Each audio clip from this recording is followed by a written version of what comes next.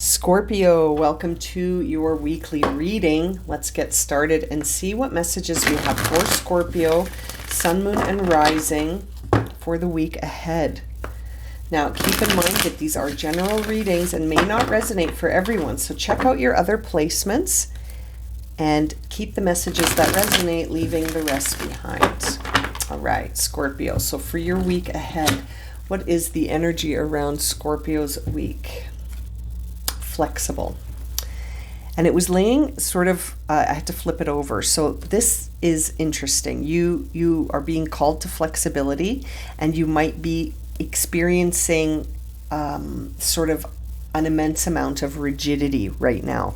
So you may need to really release some of these concrete sort of beliefs. They may be limiting you, and to sort of adopt a more flexible outlook or attitude about anything that's happening right now that you feel really sort of like attached to a certain outcome. Even if that outcome doesn't serve you, you could be attached to it. Like you might be thinking to yourself, well, this is going to end badly.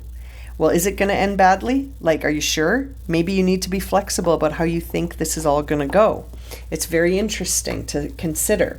So, you know, that flexibility card can be one that comes up when we need to focus on being open instead of deciding the outcome before it happens. Do you know what I mean? It's very interesting. We have the Devil and the Seven of Pentacles there on the bottom of the deck. So it's sort of like, is it the devil whispering in your ear that this isn't going to work out? Or have you, are you choosing a certain path, excuse me, and not allowing for any flexibility?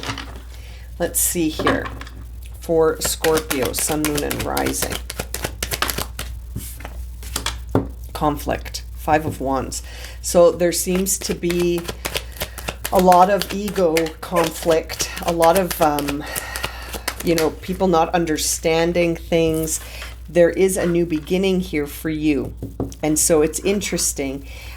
Three of Cups in reverse. These conflicts may be happening around a group of friends. You might not be seeing eye to eye with certain people anymore. Empress in reverse. You might be feeling like you don't know how to take care of yourself through this experience that you're having right now, because there is so much conflict, and you could be experiencing a shift in friendships right now, or in the community that you belong to. You might be experiencing some shifts in that and sort of feeling low as a result. Sometimes as we shift, so do our communities, so do the places that we belong. Emotionally feeling overwhelmed, starting to shut down. You might be feeling overprotective about yourself, and again, needing to be more flexible so that you're feeling like you can attain this unconditional love and to unify body, mind, and spirit. It's interesting that you have the Three of Cups in reverse, because sometimes when I look at the Three of Cups, I think of body, mind, and spirit, and how they can be unified, or they can be in separation, and they can be sort of isolated. And so you might be, trying to take care of your emotions, but at the same time, you're not nourishing your body, or you might be nourishing your body but ignoring spirit and soul completely. Or sometimes we get so focused on what's happening in our minds, we become sort of like overthinking things too much, and that can lead to stagnation. So it's really about bringing things into balance. But I can't help but think that there's conflict around you, and you just want to break free from that. So there could be conflict around some friend groups or community. And it's interesting. It's like we see the Devil in reverse. We've got the Seven of Swords in reverse and the World card. So it's like you're about to close a chapter here. And just as you're about to close this chapter, that's when the ego starts to go, are you sure? Are you sure this is the right thing to do? Have you thought about this enough? And oh, that seems risky. Oh, I don't know about this. And it's interesting. It's interesting what happens when we're about to shift into a new timeline here. It's almost as if the ego starts to panic a little bit, and it's like you're on the cusp of a breakthrough, but there is something here that you're still attached to that's not serving you. And it could have to do with some relationships. Again, the Seven of Swords, that could definitely be you sort of lying to yourself about needing certain relationships. Like, I can't possibly keep going without this relationship. Or I wouldn't know what to do if I wasn't friends with this person anymore. And you know, that kind of energy, like where you're like, well, who am I if I'm not friends with these people, or if I'm not connected to them? That could be just a fear of missing out. And it's actually sort of delaying a new beginning here for you. And there's a lot of conflict. There's a lot of conflict. So it's sort of like, are you being flexible if you stay where there's conflict? And if you stay, even though deep inside you feel this need to break free? Like, this Devil in reverse is an interesting energy when it comes up, because it can really be a time where we need to break free from things that no longer serve us, body, mind, or soul. And there's that Seven of Pentacles. It came out with the Devil when I cut the deck at the beginning there. So this is a choice point. This is a choice point. Are you going to continue to lie to yourself, or are you going to choose what feels like where you want to invest your energy? I don't think you want to invest your energy here anymore. I think it's bringing you down. It's stagnating you. You're ready to close the loop on something here, Scorpio, but will you do it or not? You've got another Seven of Cups. So there are your three sevens right at the heart of your reading. Seven of Swords, Seven of Pentacles, Seven of Cups.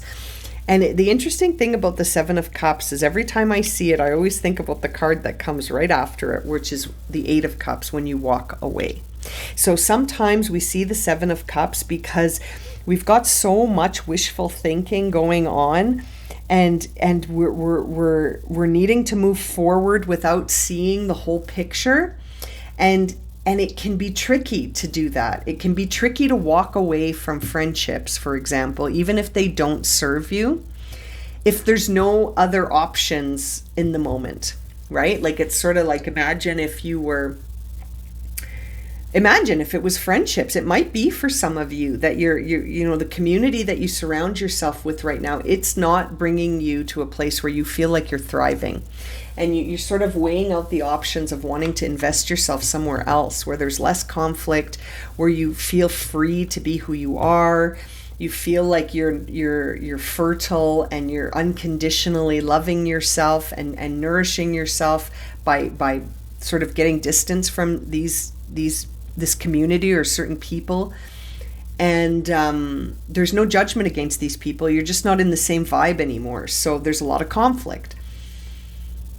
And you might not have other people that you can think of right now to hang out with or be friends with, or another community to join. Sometimes it's about exchanging one timeline for another and sort of trusting that, which is, I think, why we have the Fool here, because by trusting this and taking a leap of faith based on serving yourself, that's going to open up this whole picture. But you've got to take that leap of faith and get in the canoe and find a new coastline. But we usually get in the canoe alone. You know what I mean? Like, I always look at this card and think to myself, I wonder what this figure here is leaving behind. You know? And I always think that's an incredible feat, to get into the canoe, not knowing where you're going, but knowing that you have to leave where you are now. Does that make sense? It's fascinating. You've got this immense choice point sort of triangle here with the Three of Cups, and this idea of body, mind, and soul needing to be nourished, and this need to be flexible, where you don't sort of like anticipate negative outcomes. You know, you're just anticipating that something needs to shift. That's it. That's all you know at this point. You don't know where you're going, but I think you know it's time to go. You know what I mean? And this Page of Swords, look at the Tower right behind that Page of Swords. It's like, this is a time of action, not a time to be talk. This is a time to sort of almost not talk. Like, this is almost a time to sort of keep your decisions to yourself and just take action. This is a time of not telling people what you're going to do. You just show them what you're going to do. Does that make sense? It's very interesting, Scorpio. This is a time of really trusting what feels like it's in alignment for you, even if it feels like you're choosing in the wind, you know, because you have no idea what's going to be next or what this choice will actually lead to. But I think what it's going to lead to is your own healing. When I see that Six of Swords, it's going to release you from these chains. I feel like you're hanging on to something that is not bringing you to a place where you're thriving, but you just need to sort of be flexible about how you're looking at this, you know, so that you actually see that it might be in your best interest to start something brand new and take a leap of faith, you know, based on yourself, nourishing yourself. Really interesting. Let's see what you need to surrender or surrender to in order to sort of see this situation in a different way. Surrender or surrender to for Scorpio. Surrender to your soul's path. Love it. And your soul's path is not one that you're going to be able to see all the way through from today. You just have to trust it. It's almost like your inner GPS, right? It says here, your life's journey has been perfectly designed for your soul's growth. Embrace every lesson and every moment, trusting that it's all leading you towards something. And the bottom of the deck, look at this. Surrender your need to always be right is a fascinating card because of this Five of Wands. And needing to break away from these conflicts just to be right. They're not serving you. It's not serving you to stand and be in conflict. It says here, give others the gift of letting them be right. Be yielding, not rigid, flexible, like we said from the beginning. This will help you resolve conflicts and improve your relationships. It's fascinating, Scorpio. Really interesting. This is a time, and look at that. Behind that one is surrender, stubbornness. Like, I just feel like everything is saying the same message here about sort of being flexible with what the soul's path is and embracing the idea that you might not be able to see the step ahead of you. But like the Fool, trusting that the step will appear once we make the choice that helps us thrive. You know, even if you can't see ahead what's coming. It's very interesting reading for you this week, Scorpio. I think I'm going to leave it at that. If this has resonated for you, please consider subscribing, liking, sharing, commenting. It's so nice to connect with you through these readings. If you would like a personal reading, you can find the link for that in the description below. I'm sending you so much love and light, my friends. Take care. Have a great week.